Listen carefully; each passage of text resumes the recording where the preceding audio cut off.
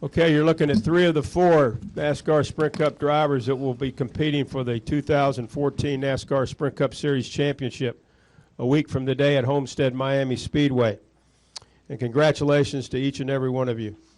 Tremendous effort not only today but throughout the season. Much well-deserved. Denny Hamlin joins us. He's the driver of the number 11 FedEx Ground Toyota over at Joe Gibbs Racing. And Joey Logano joins us. He's the driver of the number 22 Shell Pennzoil Ford for Team Penske. And Ryan Newman joins us. He's the driver of the number 31 Cat Mining Chevrolet for Richard Childress Racing. Congratulations to each and every one of you. Denny, I'm going to start with you. You were the pole sitter for this race today. You had some issues there early in the race. I believe you broke a valve stem on the tire, got behind, you had to claw, you had to scratch, you had to do everything you could to get back up in there. Just talk about your run here today.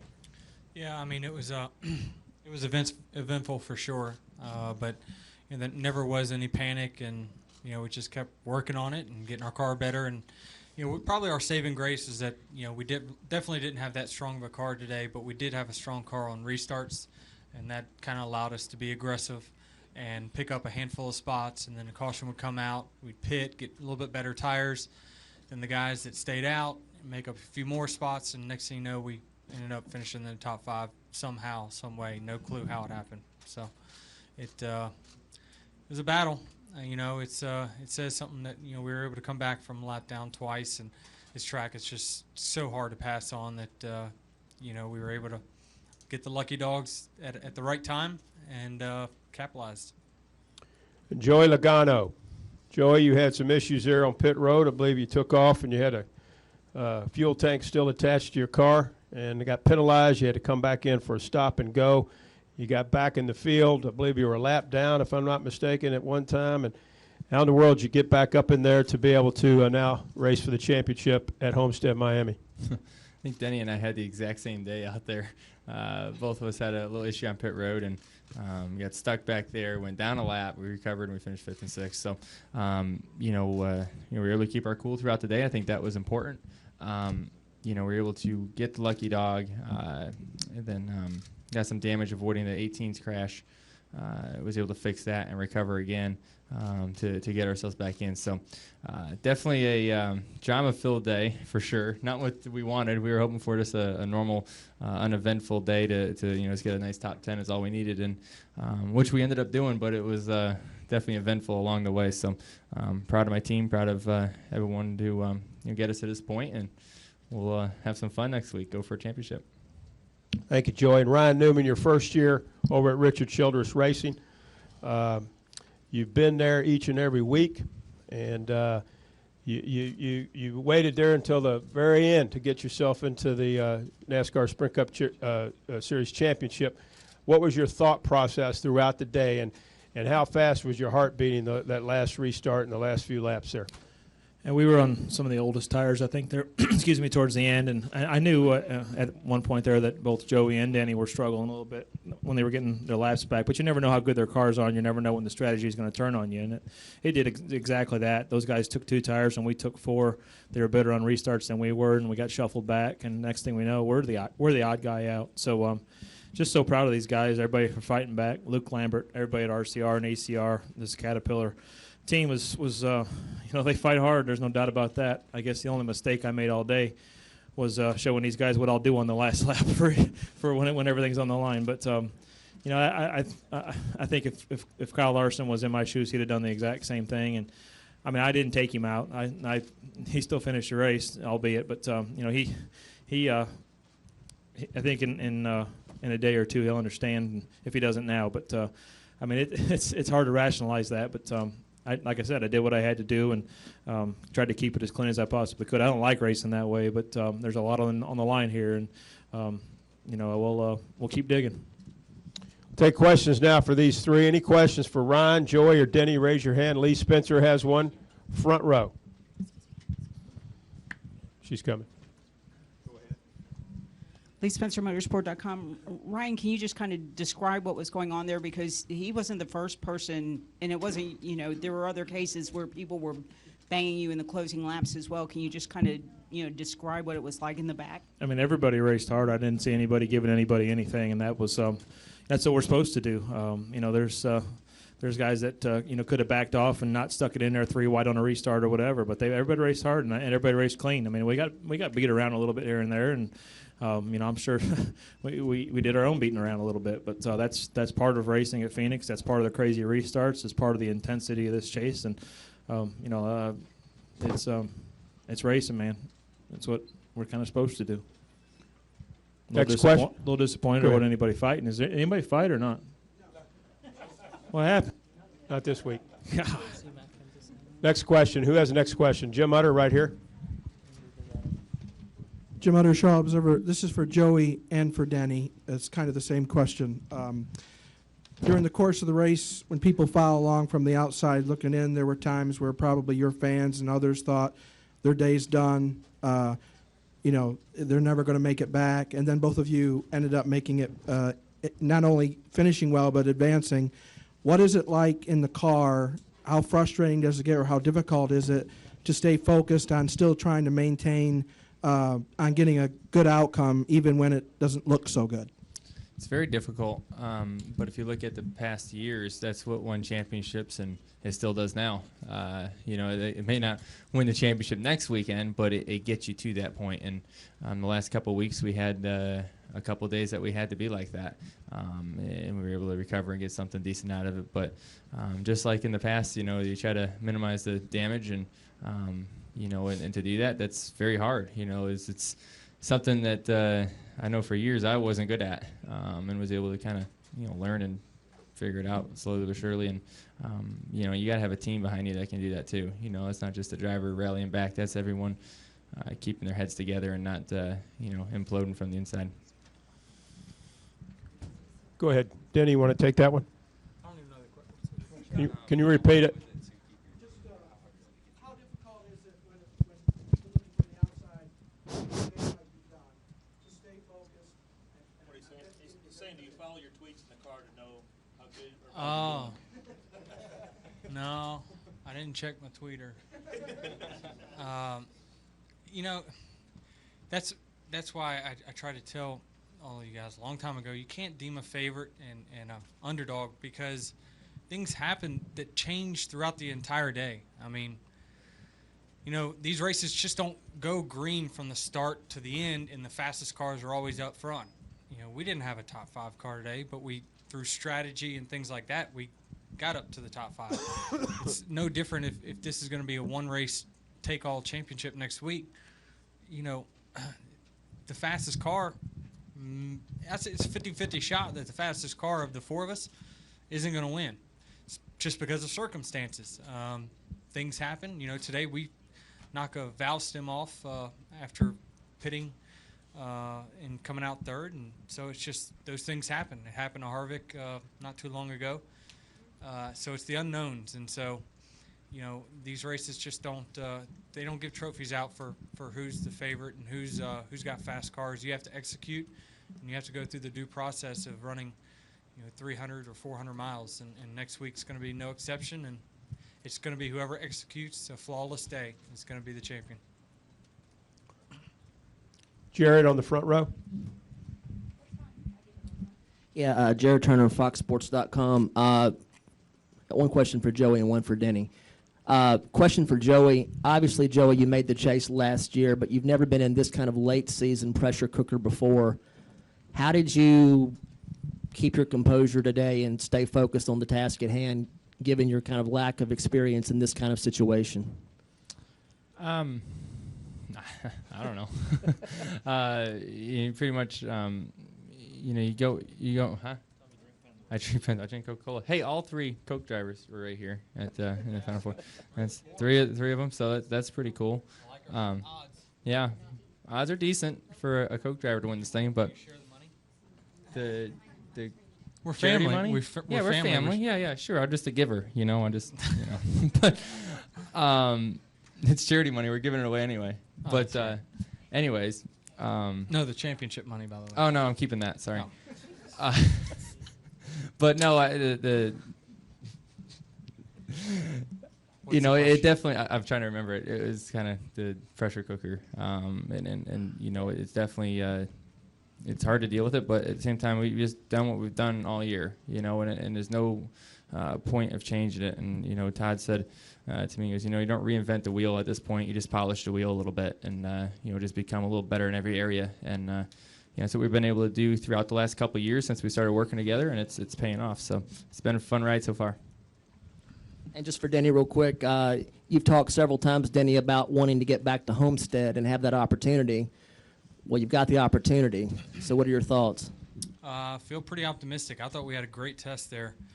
And obviously, no one saw that win coming last year in 2013. We were a lot less competitive at the end of last year, and we popped up and won that race. It's just a track that suits me for some reason. It's wide, tires wear out, and you get to, really, if your car's working well, you can make up positions there. Track position is not crazy critical like it is at this racetrack. So love it, love the opportunity. We're on house money now, so let's go have fun. Let's go to, I'm told we have a question in the press box, and I'll come back here to Jeff. Go ahead, press box. Reed Spencer with the NASCAR Wire Service. I've actually got one for Denny and one for Ryan. For Denny first, have you ever had an air gun knock a valve stem off before? And was it kind of poetic justice that the pit crew got you 3 extra spots on that last stop, even though 5 cars stayed out? Yeah, I mean, they're probably the reason that we're in this position anyway. I've been riding their coattails for most of the year. What they do for me on pit road, and obviously, law of averages. Every now and then that stone's going to hit you, and it hit us at that first pit stop. And luckily, it was the first one. If it was later in the day, we were not going to overcome it.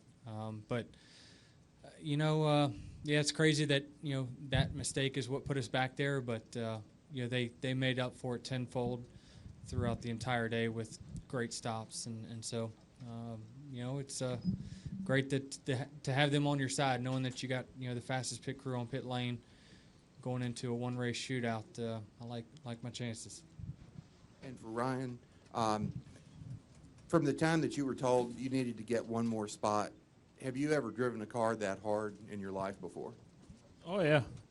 Absolutely. I mean, going back to my quarter midget days and midget and sprint car and SilverCon days, we got lots of laps. We've driven hard at other times, but that was everything I had, and then a little bit more. I told these two up here, that's the first time I've actually complimented a racetrack after a repave, because before there was not enough asphalt down there to be able to do that. It was grass. Anybody else in the press box? Also questions for Ryan. Wolfgang Munze, Rennsport Press Agency in Germany. Ryan, at some stage of the race, the gap to the guys in front of you became bigger than shorter. At one point at the race, did you try to conserve fuel, or was it traffic related? Can you repeat the last part? Excuse me? Repeat the last part, Wolfgang, would you please? Yes. During one part of the race, I think it's somewhere in the middle, the gap to the guys in front of you became bigger, then it was shorter again. I had the impression maybe you tried to conserve fuel or tires. No, I was never conserving anything. We had a pretty good run there in the middle of the race, and we are actually kind of keeping the guys in check. I never knew that the 11 and the 22 were having their struggles. I saw the 24 and the 20 in front of me, and that was part of the race that I needed to keep in check. The other part was just a bonus at that time, and then everything flip-flopped when we took 4 and they took 2, and we lost some of our track position. We were just never able to get it back, and there was never a point where I was riding, no. One of the only part I think where any of us rode today was when we couldn't see getting into turn 1, and you were better off letting off early than you were driving her down in there. Let's go back downstairs to Jeff Gluck. Jeff Gluck from USA Today. Ryan, they told you just need to get one spot any way you can, basically, and they left that part out. They just said one spot. Okay, but you ended up doing it any way you could. If you don't do that, can you live with yourself not making that move that you did? I mean, it's not. I mean, yes, I could live with myself. Would I be happy with myself? No, because you got to give it your all, and that one spot paid off today, but that one spot could have been 3 or 4 spots on a restart in Texas last week. So it's like we're the sum of everything we put into this, and today we were just enough. Let's go to Seth.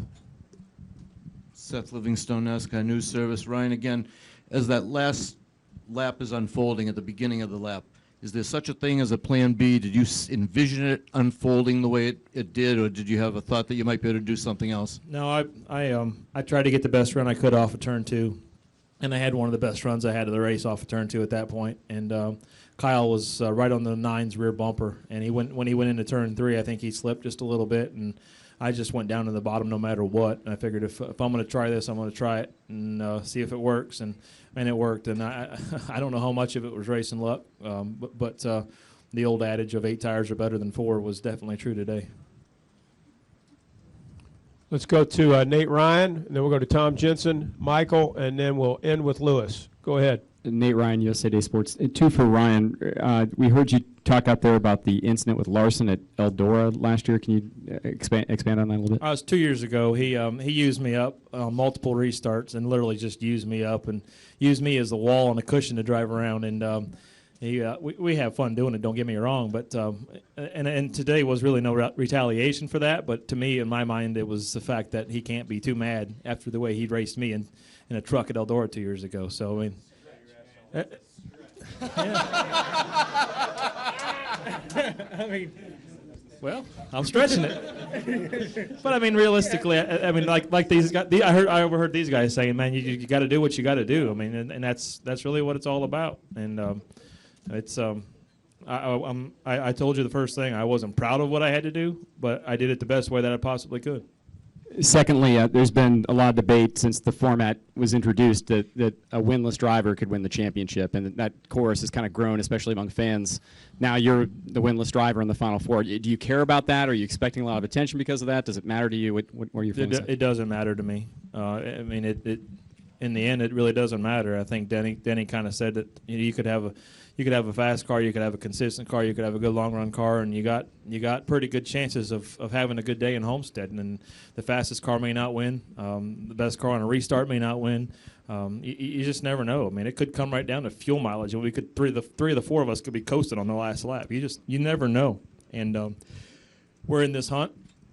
I'm proud of all my guys, you know, today was a lot of hard work, and in the end, the last lap was fun, but everything before that was pretty stressful.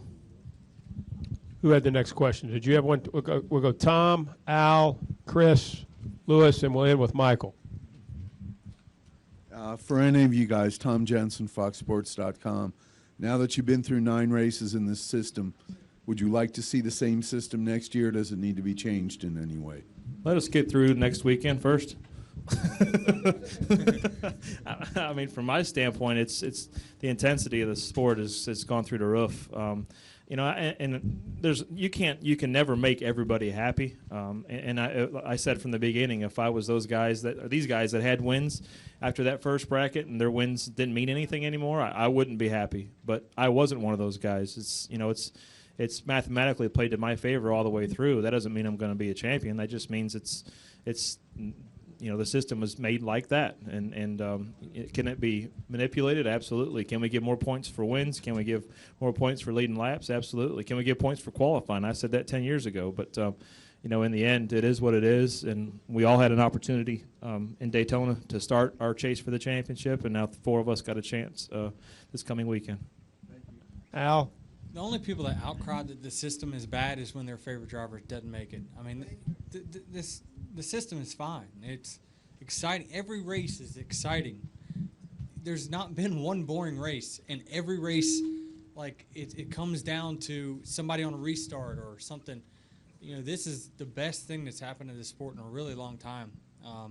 Just because your favorite driver don't make it, it could go the other way for them next year. So, you know, let's just leave this thing alone for a while. Al? Yeah, this is for Ryan. Al Pierce from Auto Week. So there's no statute of limitations on things that happen. Oh, I still owe Joey from 2008. Okay. 2009, whatever it was. I mean, so the answer is no. As long as I you thought can- we were even after that. As long as you can remember it, it's still fair You game. don't remember Bristol? I'm going to try to start. I'm playing Oh, Harvick. you slipped your mind. I'm playing Yeah, Harvick. yeah. I'm going to start the fight. So you My don't best just friends. you just don't forget at some point in time. Serious question. You just don't forget. You just I mean, keep it in the back of your mind forever. Self-policing garage. It all works out. Yeah. It does. Yeah, I mean, there is no Now it's statute of awkward. limitations on anything. A driver never forgets. Jimmy Spencer coined the phrase, but really a driver never does forget. And I don't think that me doing what I did, whether it was Kyle Larson or Ambrose or Biffle or whoever was right there right around me, I would have done the same thing. That's just my rationale to justify it in my head. Let's go to Michael. This question's for Joe. When Kyle and Clint had their incident and it looked like you tagged, you got the wheel rub with the contact with Danica. Could you feel that in the car? It sounded like the guys on the pit box and your spotter were sort of diagnosing it. How severe was that from your perspective? Yeah, as I was turning down to miss the 18, the 10 was there, and we banged doors fairly hard, but it didn't knock the toe out or anything like that. So it was just fender rubs. So we just communicated. We had a red flag to talk about it a little bit, which is always nice to kind of calm down and get a game plan for when the pit's open. And all we really need to do is pull some fenders out and keep them from rubbing, and then go racing again. All right, we got time for a couple more. We're going to go with Chris, and then Drew's going to finish us up. ChrisMikeHitchens.com. Ryan, it's been 20 years since RCR. Richard Childress, in fact, won a championship with Dale Sr. This will be your first year driving for him. What would that mean to you? It means a lot to me, regardless of history. For me personally, just to have this opportunity. I know these guys can sit here and say the same thing. I mean, this is a chance for a dream to come true. And correct me if I'm wrong, but of the four of us, nobody's ever won a Cup championship going into this next round. So we'll have a new Sprint Cup Series champion, next weekend. And that's a chance for a dream to come true for one of us and all of us. And just to have a shot at it is amazing. And with respect to RCR and Dale Earnhardt Sr., yeah, I mean, that's, if you're going to follow anybody's footsteps and have some history, that's the man. But I won't strap into the race car thinking of that next Sunday. I'll strap into the race car thinking about what we got to do to get the Caterpillar Chevrolet in victory lane. Final one right here, Drew. Drew Lawrence at Sports Illustrated. Just back to the payback thing for all you guys. Is Who there paid who back? a ledger? Like, how do you guys I keep still track owe Joey. of this? Joey owes Denny. Denny still. No, Joey don't know me. Should there be like a formal accounting system so everybody can know where everybody stands? Like, Will you start it? You keep track I'm for happy us? to. We sometimes get confused and lose track of it. So. We don't really have a notebook with it all Yeah. jotted down. And the magnification of it changes throughout a race. Like if somebody does you wrong, you're like, man, I really remember now. Yeah, I think you know who shows you respect through many races. I mean, a guy cuts you a break here and there. You keep that in your mind, and when he's behind you knocking on your back bumper, then you can let the person go. It changes. I mean, when you have conversations, though, when you have bad blood between people, when you have conversations, you hash it out. Things don't linger on as much. Next week, we're not going to be out there trying to settle scores between the four of us. It's going to be, what can we do to make our car faster than the rest of these three guys, and let's do it the right way. Thanks, guys. Congratulations to you three, and we'll see you Wednesday at the Doral in Homestead, Miami. Thank you. All right, thanks, guys.